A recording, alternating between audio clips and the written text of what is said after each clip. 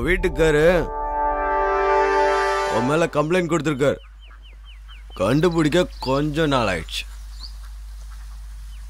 பொண்டாட்டியை கண்டுபிடிச்சு கொடுங்கன்னு சொல்ற ஆம்பளையும் இப்பதான் பாக்குறேன். நீங்க நினைக்கிற மாதிரி தெளிவில்லாத ஆம்பளை இல்ல அவரு. ஒரு நல்ல புருஷன் மாதிரி உங்ககிட்ட நடிச்சிருக்காரு.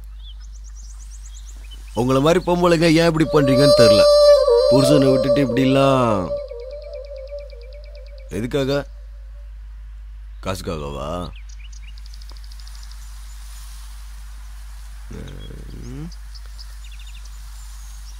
சுகத்துக்காகவா?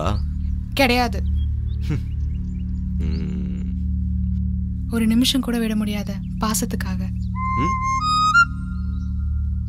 அந்த பாசம் புருஷன்கிட்ட கிடைக்காதா?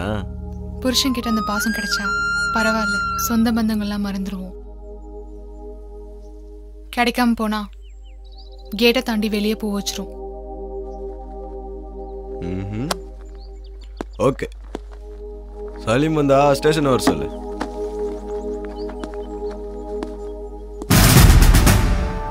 தப்பு பண்ணிட்ட, சரி பண்ணிக்க வேண்டியது உன்கிட்ட தான் இருக்குது.